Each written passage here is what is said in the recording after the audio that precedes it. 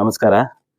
ಇವತ್ತು ಏನು ಬೈರ್ಕೂರು ಗ್ರಾಮ ಪಂಚಾಯಿತಿ ಕಾಡೇನಹಳ್ಳಿ ಗ್ರಾಮಕ್ಕೆ ನಮ್ಮ KP ಟ್ರಾವೆಲ್ಸ್ ಮಾಲೀಕರು ಪ್ರಭಾಕರ್ ಅವರು ಈ ಊರಿಗೆ ಇವತ್ತು ಆಗಮಿಸಿದ್ದಾರೆ. ಅದೇ ರೀತಿಯಾಗಿ ಕಾಡೇನಹಳ್ಳಿ ನಾಗರಾಜಣ್ಣ ಅವರು ಸಹ ಆಗಮಿಸಬೇಕಾಗಿತ್ತು. ಇಲ್ಲಿ ಕಾರಣಾಂತರಗಳಿಂದ ಅವರು ಬೇರೆ ಕೆಲಸದ ನಿಮಿತ್ತ ಎಲ್ಲೋ ಹೋದ ಕಾರಣ ಈಗ ಪ್ರಭಾಕರ್ ಅವರು ಇಲ್ಲಿಗೆ ಆಗಮಿಸಿದ್ದಾರೆ. ಅದೇ ರೀತಿಯಾಗಿ ಏನು ಇವತ್ತು ನಮ್ಮ ಇಲ್ಲಿ ಆಗಮಿಸಿರುವ ಅಂತ ಏನು ಅಂದ್ರೆ, ಕಾಡೇನಹಳ್ಳಿ ಗ್ರಾಮದಲ್ಲಿ ಪುರಾತನವಾಗಿ ನೆಲೆಸಿದ್ದ ಗಂಗಮ್ಮ ದೇವಸ್ಥಾನ ಅಂತ ಇತ್ತಿಲ್ಲಿ ನಮ್ಮ ಕಾಡೇನಹಳ್ಳಿ ಗ್ರಾಮದ ಏಡಿ ಕಾಲೋನಿಯಲ್ಲಿ. ಅದಿವತ್ತು ವಾಸ್ತು ಸರಿ ಇಲ್ಲದೆ ಸ್ವಲ್ಪ ಅದನ್ನ ಡೆಮಾಲಿಷ್ ಮಾಡಿ ಹೊಸದಾಗಿ ನಿರ್ಮಿಸೋದಿಕ್ಕೆ ಪ್ರಯತ್ನ ಪಡ್ತಾ ಇದ್ರು.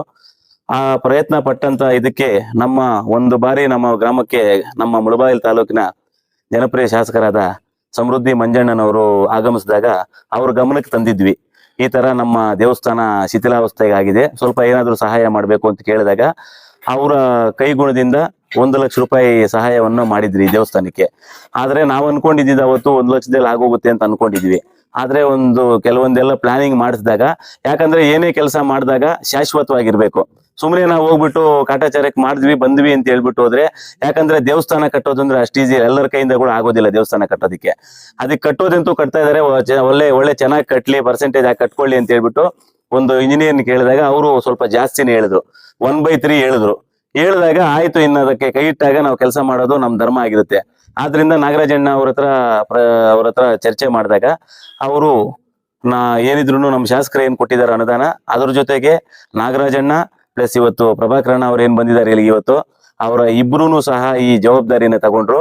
ಏನು ಮಿಕ್ಕಿದ್ದು ಏನು ಇದಕ್ಕೆ ದೇವಸ್ಥಾನಕ್ಕೆ ಅವಶ್ಯಕತೆ ಇದೆ ಇದನ್ನೆಲ್ಲ ನಾವು ಮುಗಿಸ್ಕೊಡ್ತೀವಿ, ಇದು ನಮ್ಮೂರು ಅಂತೇಳಿ ಇವತ್ತು ಇಲ್ಲಿಗೆ ಬಂದಿದ್ದಾರೆ.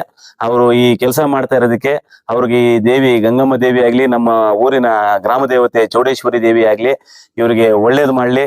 ಮುಂದಿನ ದಿನಗಳಲ್ಲಿ ಇವತ್ತು ಏನು ನಮ್ಮ ಕಾಡೇನಹಳ್ಳಿಗೆ ಇವತ್ತು ಸಹಾಯ ಹಸ್ತ ಚಾಚ್ತಾ ಇದ್ದಾರೆ ದೇವಸ್ಥಾನಕ್ಕೆ, ಇದೇ ರೀತಿಯಾಗಿ ನಮ್ಮ ತಾಲೂಕಿನಾದ್ಯಂತ ಪ್ರತಿಯೊಂದು ಹಳ್ಳಿಗೂ ಒಂದು ಶಾಲೆ ಆಗಿರ್ಲಿ, ಒಂದು ದೇವಸ್ಥಾನ ಆಗಿರ್ಲಿ, ಒಂದು ಅಂಗನವಾಡಿ ಆಗಿರ್ಲಿ, ಯಾವುದೇ ಆಗಿರ್ಲಿ, ಒಂದು ಹಾಸ್ಪಿಟ್ಲ್ ಯಾವ್ದಾದ್ರು ಇರ್ಲಿ, ಒಂದು ಮದುವೆ ಕಾರ್ಯಕ್ರಮಗಳಾಗ್ಲಿ, ಇವತ್ತು ಏನು ಅವರು ಯಥೇಚ್ಛವಾಗಿ ಕೆಲಸ ಮಾಡ್ಕೊಂಡು ಬರ್ತಾ ಇದ್ದಾರೆ.